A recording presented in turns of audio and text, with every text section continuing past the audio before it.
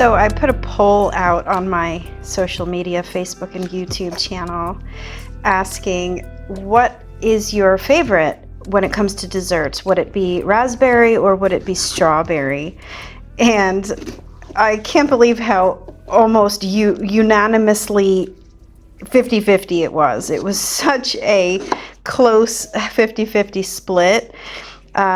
And there was some really good comments too that I noticed. Some people gave some reasons for why they picked one over the other. When it comes to desserts, I'm not talking about like which fruit would you rather eat raw. So one comment that really stuck with me, she said that she prefers raspberry in desserts because strawberry just seems to, particularly in a cake batter, strawberry will seem to make it heavy and gummy. And I thought, yeah, what a really good observation. You're absolutely right. But let's take it one step farther. Why is that? Why would a strawberry puree to a cake batter make it heavy and dense and gummy compared to a raspberry puree? So let's talk about that as I cut my strawberries. So you know which one I went with for this dessert today, which is the strawberry cheesecake. If you haven't tried my cheesecake recipe yet, you really need to do that. I have what most people might think about when you hear the word strawberry cheesecake is a pure New York style vanilla cheesecake with a strawberry topping. Now I have done that already. So if you're looking for the most perfect vegan based cheesecake recipe, I will recommend that you start there. That is the perfect base recipe that I have spun off hundreds of, okay, maybe not hundreds, but like dozens and dozens of different cheesecake flavors from that one base recipe. So today we're actually going to be adding fresh strawberries into that batter. But I am getting a little bit ahead of myself because we do have to make the crust first. So before we get into talking about raspberries and strawberries and cheesecake batter, let's make this cookie crust. This is from my most recent cake project, the almond, no, not the almond, the chocolate eclair cake. So I had some excess cookies left over from that cake project, so I'm going to be using that as the crust for my cheesecake here.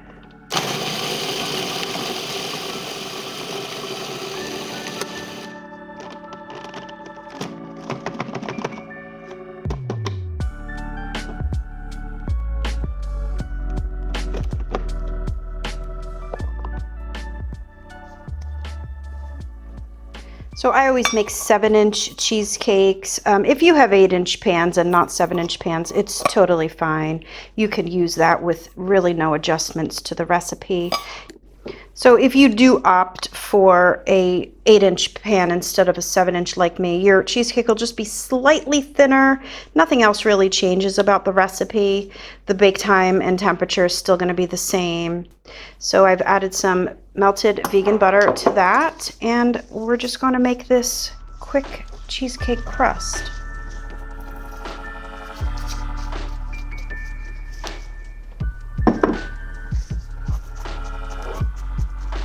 Now, if you don't know me, you wouldn't know why I'm using a cake pan instead of a springform pan for my cheesecake. I never use springform pans for my cheesecake, always cake pans.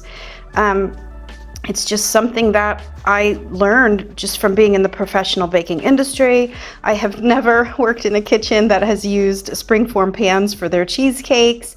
Always cake pans. And I have an article that I wrote on my website all about that and why. And if you've never tried it before, you really should. I believe everyone who has ever tried my cake pan method has not ever gone back to springform pans. So if you are part of the cheesecake cake pan tribe, comment below to verify to the people who just don't believe you can bake a cheesecake in a cake pan.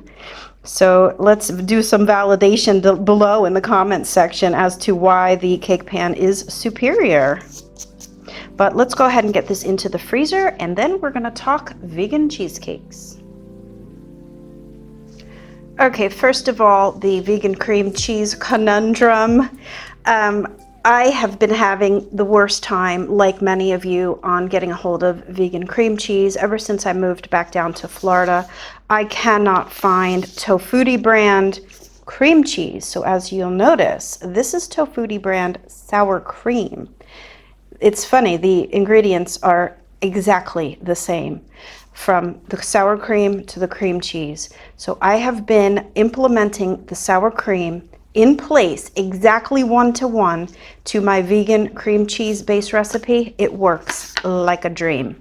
So if you can't get a hold of the Tofutti vegan cream cheese and you can get the sour cream, your life has just been saved.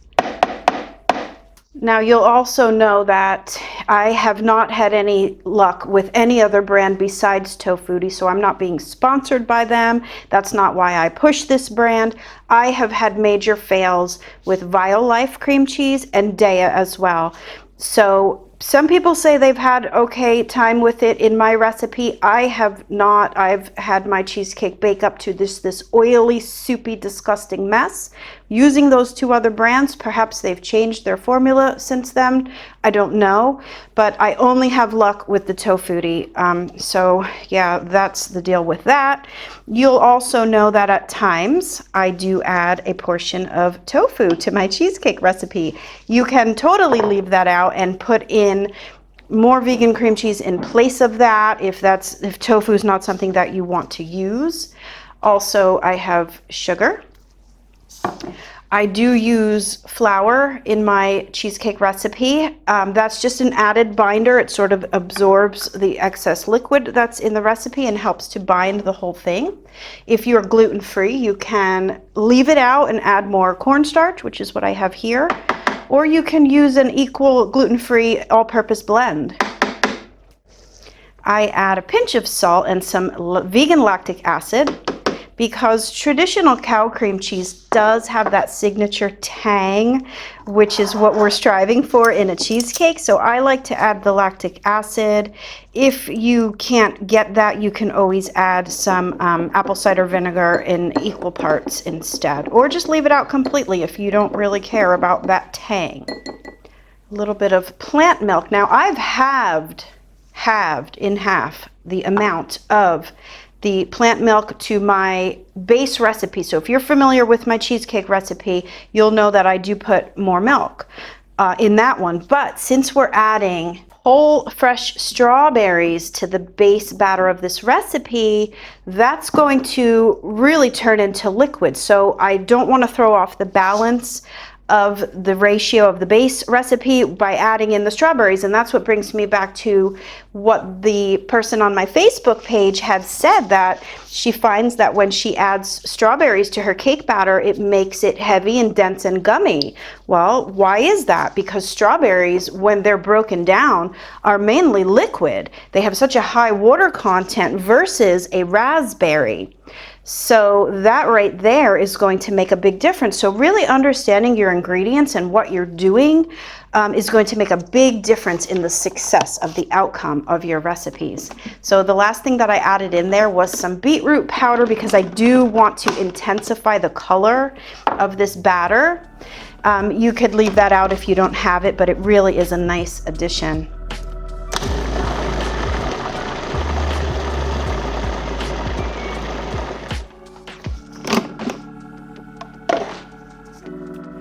I've got my oven preheating to 350 degrees, and we are going to be baking this in a water bath. Now, why do we do a water bath? A water bath is really just implemented when we want to create a much more delicate baking environment. So whenever you make any kind of a baked custard, you're going to implement the water bath method. And even though there's no eggs in a vegan cheesecake, it still does create a much more delicate baking environment. And because of that, because we're going to create a little bit of steam while we bake. So as you see, there's a bunch of air bubbles on top. I'm just going to kind of run my knife through here to break up some of that, because I don't want to have like an ugly, bubbly top cheesecake. Here's another trick to get bubbles out of your custard before you bake. You know me and my blowtorch.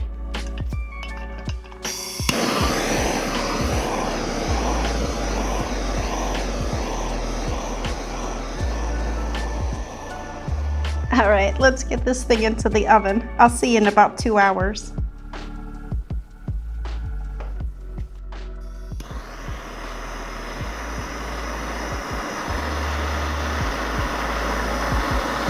So it's actually day 2. I had a bit of a nightmare with some technical stuff yesterday with one of the cameras, and so I lost some footage. Hopefully it'll be okay when I go and edit this whole video, but I had to leave it alone yesterday and pick it up today, which is okay because it gave my cheesecake a chance to set overnight in the refrigerator after about an hour and 15 in a 350-degree oven, and then I let it cool for another hour with the oven off, and it baked perfectly.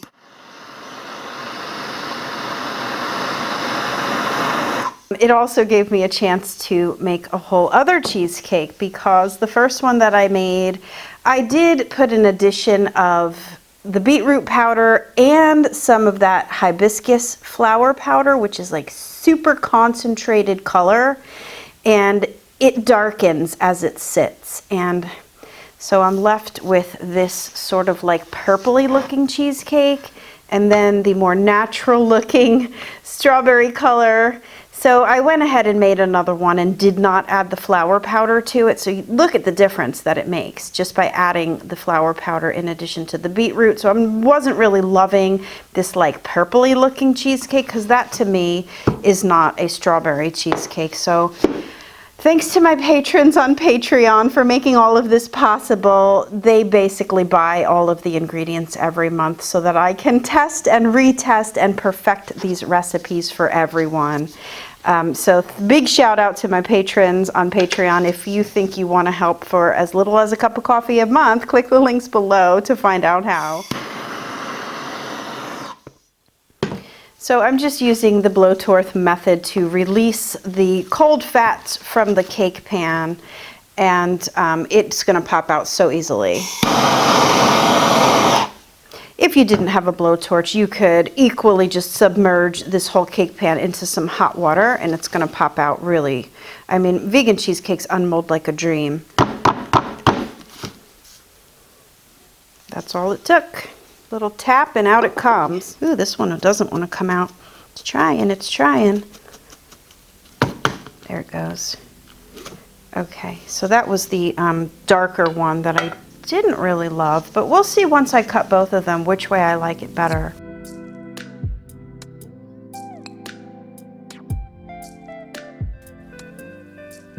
I am going to decorate both of them though because I don't know, maybe the one that I think is not going to be the greatest is actually going to be the greatest. So I have some strawberry buttercream here that I just put some crushed up strawberry powder into my American buttercream recipe, and it really makes such an intense flavor with a beautiful color. So I'm putting a layer of that on top. I mean, typically I wouldn't really decorate a cheesecake like this. I would keep it kind of simple, but it is Valentine's Day and we do go a bit more extravagant on Valentine's Day. So this one I'm going to decorate more traditional style, like I would if I was in my bakery. And it's funny, I sort of have this style about me, and if you guys follow me, you'll always know you could pick out my cakes in a group of cakes, and oh, I have people comment that say, oh, before I knew it was yours, I knew it was yours, just by the style of decoration.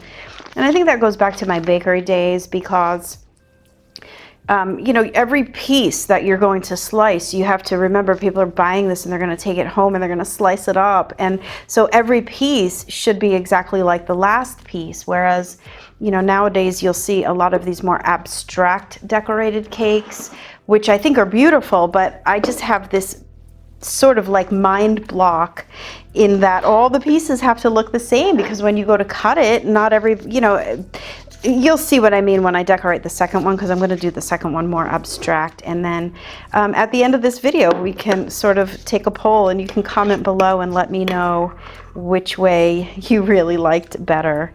So let's just get to decorating these cakes. I'm going to do like a little bit of a chocolate dipped strawberry drip where it's going to look like the strawberries were just freshly dipped and they're sort of melting all down the cake.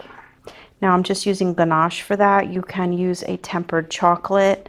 There you go. How's that for a nice drippy strawberry cheesecake? Chocolate covered strawberry cheesecake.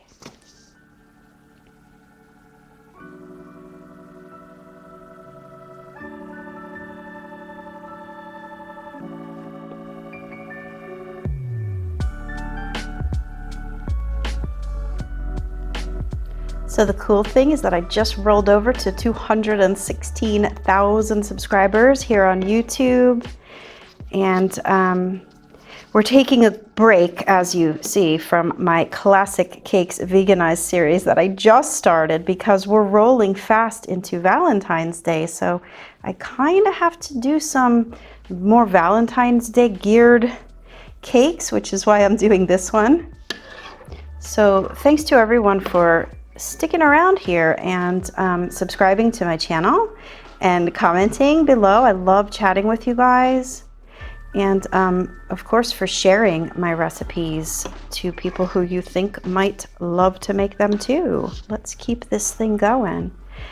Nice big thank you to my more recent patrons on Patreon. I had a couple new signups last month.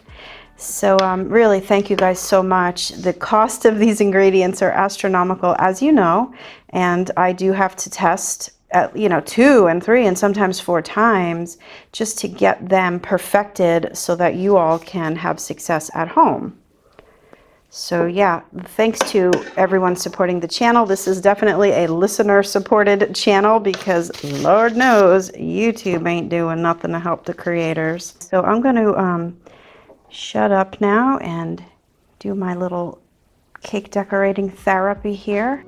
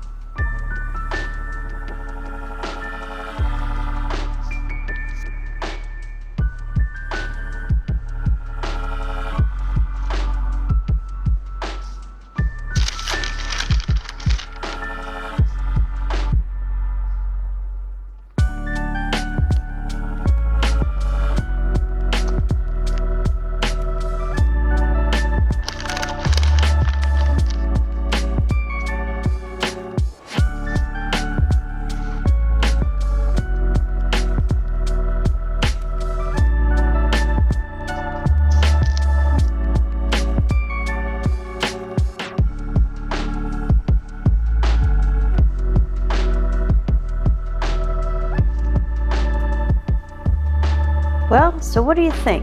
Are you more of an abstract decor kind of person, or do you like the individual dripping dipped strawberry on each slice? So there is the piece with no added hibiscus flower powder. It's just the beetroot with the fresh strawberries in it. And the color is not as bad as I thought it would be. We'll see when I slice the other one which way I like better, but this looks so amazing. So that strawberry flavor is popping. Wow, that is so good. The best part of this is that I get to taste 2 pieces of cheesecake today. Okay, wow, look at that color. I don't know why I second guessed myself. I really thought the hibiscus flower powder with the beetroot was going to make this such a weird purpley color. Well, you guys know which one I'm picking for the winner. It is the hibiscus powder and beetroot combination with the abstract decor as the #1 win in my book. Definitely comment below and let me know which style you like the best. I will, as always, write all of the information on my website at gretchensveganbakery.com with both variations for whichever way you want to do it, with links to everything that you're going to need to pull off this cheesecake. So, yeah, my mouth is watering. I have to finish eating this slice, or slices. So thanks so much everyone for watching my video, and until next time, happy vegan baking. Bye for now.